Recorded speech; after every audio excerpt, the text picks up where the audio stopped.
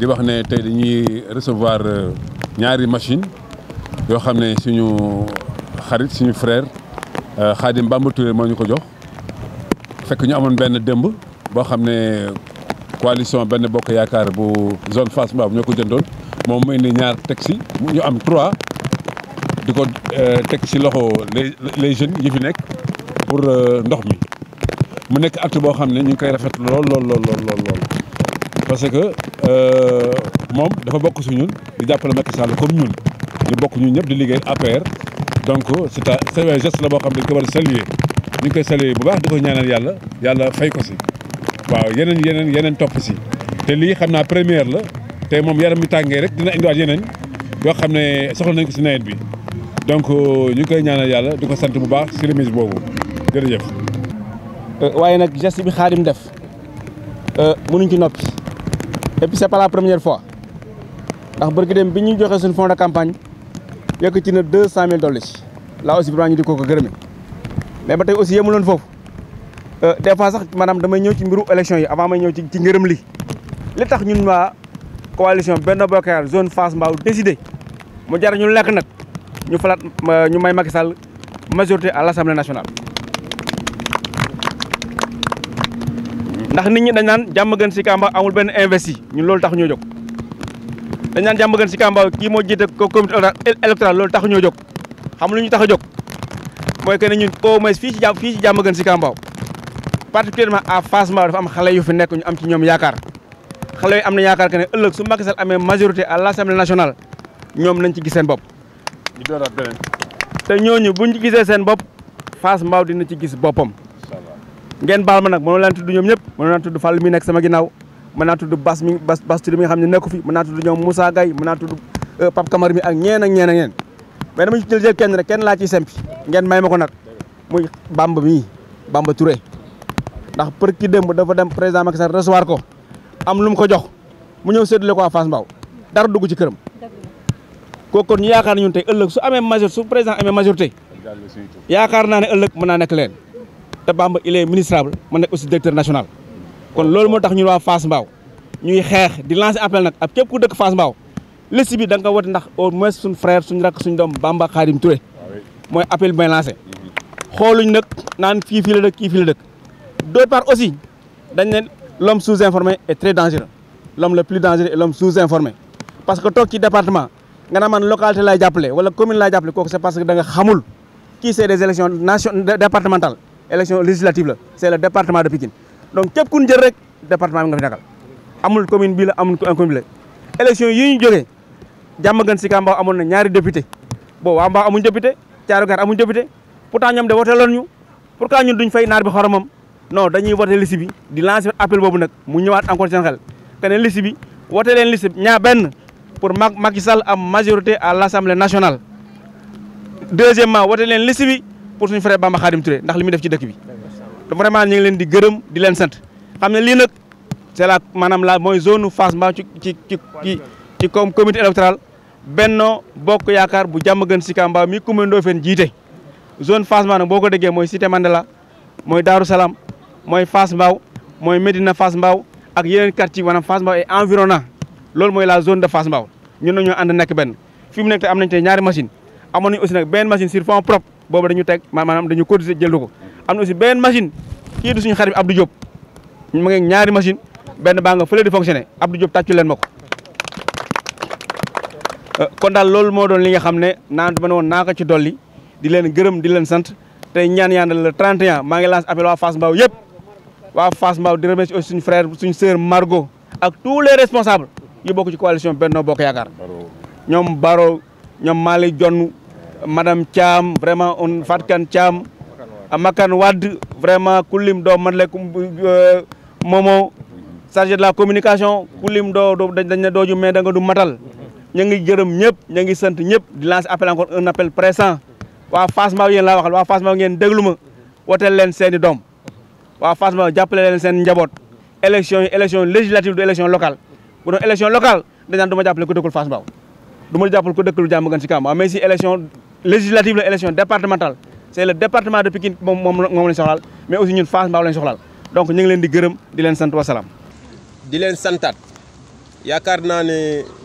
ñi ma njëkk a jël kaddu li ñuy wax mënoon na tënk wax ji yaakaar naa ne comme que dañuy politique dañoo fas yéene di jariñ suñu askan donc sur ce as tuut bu ñu am rek dañuy fas yéene di wàcc di ko partager ak askanu Diamaguène Sicap Mbao plus précisément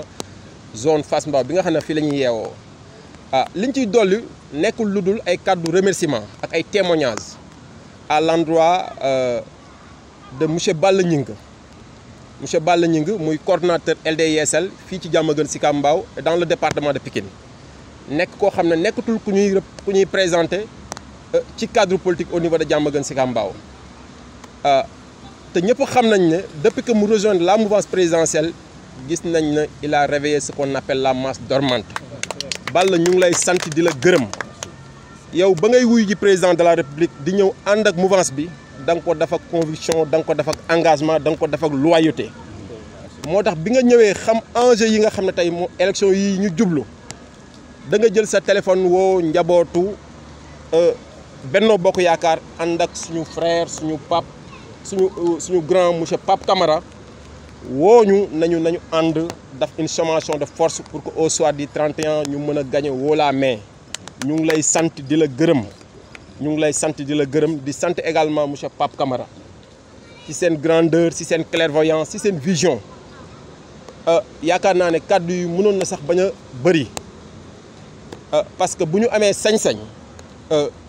ba xàmmee luy politique Balla donte musuñu ànd ci cadre politique mais man seen fii kër gii laa yaroo jiilu suma xarit la jor sama sœur la Samba également te yàgg nañ di teewee gis ngay def ay xar baax di dimbali Fass Mbao di dimbali Diamaguène Sicap Mbao donc bu àdduna di dox ba ñu mën lu mel nii si yow lañ ko gisee ak ku mel ni Pape Camara mii ñu ngi leen di santaat di leen gërëm di ñaan yàlla au soir du 31 ñu gagné haut la main loolu pour ñu am ko il faut que population Diamaguène Sicap Mbao ñu xam enjeu yi nga xam ne tey say élection yi ñu dëgmal lan la boot ñuy remercier également suñu sœur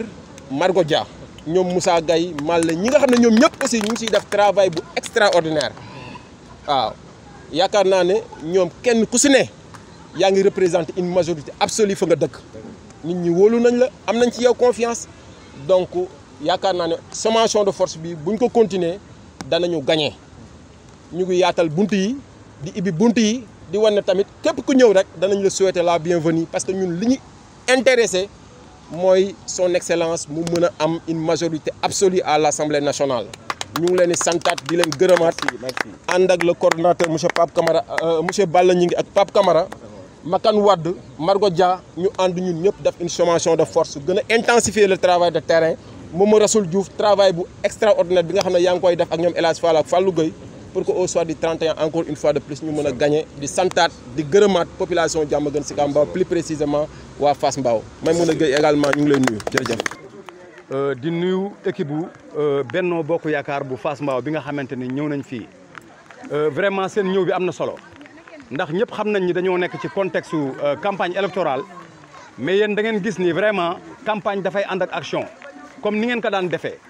ngeen gis mu taw ngeen jënd moto pompe ci fonds propre ngeen indil ko fii ci nu waa koñ waa Kawsara waa Médina Fass Mbao ñun ñi nga xamante ni suñu jàngoro du lenn lu dul inondation yi vraiment ñi ngi leen ciy sant ñi ngi leen ciy gërëm te xam nañ ni lii solution provisoire la ndax son excellence le président Macky Sall mi ngi initié fii ci Pikine benn projet bu ñuy wax PIS Pikine irrégulier sud mu nekk ay canalisation te ñëpp xam nañ ni mi ngi en cours te xam nañ ni bés bu nekkee en terme ci kàttanu suñu borom comme na Gunaas meloon nga xamante ni léegi déggatuñu ndox comme na Jidda Caaroy Kaw meloon ni nga xam ne léegi déggatuñu ndox suñu commune bi incha allahu azim foofu la nar a em noonu la nar a mel moo tax ci kaw loolu ñun ñu ne il faut que ñu gunge le président de la république pour que mu mën a àggale ces projets ndax dolli ma yomb na waaye jox ma dafa jafe parce que bu ñu leen fi jëlee indi fi ñeneen ñu bees vraiment dina doon loo xamante ni dañuy reprendre à zéro te élection yi nga xamante ni ci jëm nañ ci dafa doon élection yu capital ndax président de la république il faut que mu am majorité fii la ci parlement bi su ko amul mooy yéene yi mu am nal yi mu am ay projet yi mu am pour def ko fii ci sunu dëkk bii di Sénégal vraiment du ko mën a eggale kon donc ci turu Médina Fass Mbao ci turu Kawsara ñi ngi leen di sant yéen waa Benno Bokk Yaakaar di leen wax ni aussi ñun aussi pare nañu pour gunge leen ndax ñun ñëpp xam nañ ni man ku mel ni man ñëpp xam nañ ni man agent de développement communautaire la tey su ma neexoon mën naa bañ a féete fenn wane ni fii laa féete mais ragal féete day xañe wërsëg man président Macky Sall laa bëgg te sama wërsëg du jóge kenn ci ku dul yàlla sunu borom te moom laa dénk sama bopp kon nag maa ngi ñaan képp koo xamante ni mi ngi fii na nga voté ci kattan sunu borom le 31 au soir du 31 na nga voté pour la liste du Benno Bokk Yaakaar vraiment président de la République mu àggale chantier yëpp li bi ñu ci gën a intéressé ñun c'est le PIS le Pikine irrégulier sud nga xam ne fii yëpp tali karo la war a doon ak ay canalisation te démarré nañ ko ci kattanu sunu borom sunu président dina ko eggale loolu daal laa amoon di leen gërëm di leen dalal di leen ñaanal yàlla ci jouru 31 bi yàlla na ngeen ci am ndam ci barki yant bi maa ngi fi nag ñun sunu quartier bi benn bopp lañ gis nga jeunes yaa ngi nii xëy na contexte bi ni mu demee la sax contexte baa ngi nii dañuy ñaan aussi président de la république te xam nañ ni bés bu ñu gagné ku mel ni Khadim Touré mii dama bëgg ngeen jàpp ko bés ni ko tey ngeen xàmmee ko maire Korko ku mel ni Khadim Touré ngeen jàpp ko xam nga man lan moo ma metti yàgg naa ko xam mais yéex bi ma ko yéex a côtoyé loolu vraiment lu ma metti la mais nag lépp loo gis rek dafay ñëw ci heure am te xam naa ne Khadim dinañ loué man ak yow benn partenariat te dinaa la woon ni man nekkuma politicien yi nga xamante ni ci Facebook la ñuy làqatu man politicien laa boo xam ne sama dëkk dañ ma bëgg sama gox dañ ma bëgg kon nag may jox maire Korko Seck moom mi bàjjanu gox yi vraiment mu am kaddu yu mu ci sànni. di nuyu ndaw yi fi ñëw te ñëwal fi Macky Sall nu di leen xamal ne nun waa Fass Mbao quartier Sadio Soumaré nag laay wax ndax waa ku ne lam saf ko ma ca ko xam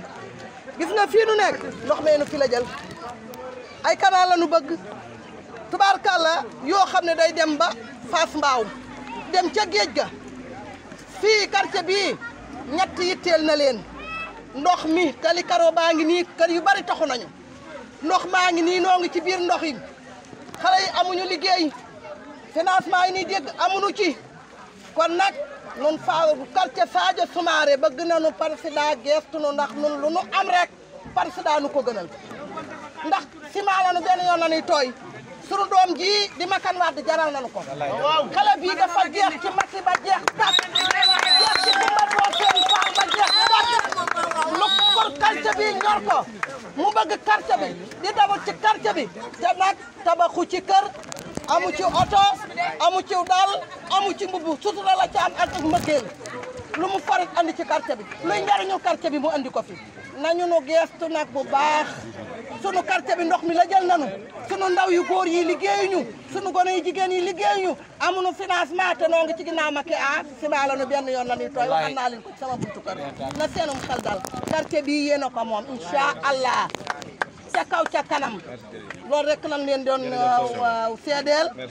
xamal ne bu jotee bu ca Macky jotee na geestu quartier Sadio Soumaré ne leen ndox mi sonal nanu tali karo bi na ñëw canal yi na ñëw loolu dong mooy suñu bëgg-bëgg ñun nag noo ngi ci ginnaawam masala leen wax aussi que ne kontaan nañ te Makan liñ fekk bettuñu soxna Korko liñ fekk bettuñu Sadio Soumaré délégué de quartier suñu kóllëre la te ñëw nañ fi def fi proximité keroog nii la koñ bi génne woon moo tax machine bi njëkk a génn Makan lañ ko jox dëgg la machine bi njëkk a jox Makan lañ ko jox waaye tàcc leen loolu waay Makan ca kanam tey jii rek am na ñaari machine ñu jox ñu soog a jox Fass Mbao loolu la soo gisee taxawaayu Makan Wade moo tax dëgg la mais ñu leen ñaan aussi waaw incha allah le 31 ngeen voteel liste Benno Bokk Yaakaar ndax fan laa ko teg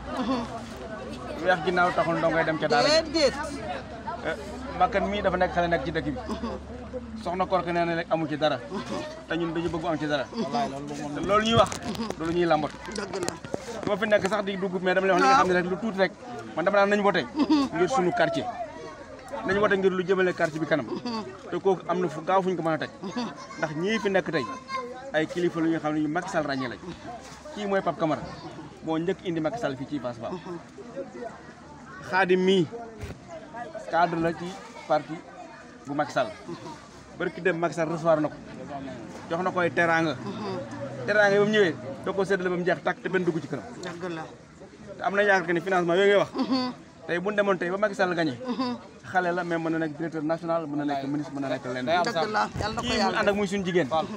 Margot aussi la même chose. jigéen la mais ku président xam ku président ràññeel. Fall lu muy suñu ginnaaw cadre la. donc ñi fi nekk ñëpp vraiment c'est des cadres. man nag aussi nag sama délégué de quartier adjoint délégué de quartier Moussa Pat Sow muy Modou Lo ak benn taw bu naan Cheikh Ndiaye. am na ñu si des aussi ak El Hadj Fall. ak Mbam Maymouna ak Marème ana Marème ak ñeen ñu ànd ak ku ci mel ni madame Thiam nekk ci parti MPSL ku mel ni Farkan Thiam ak bëri nañ maanaam parti conseil ak ku mel ni Zal Diaw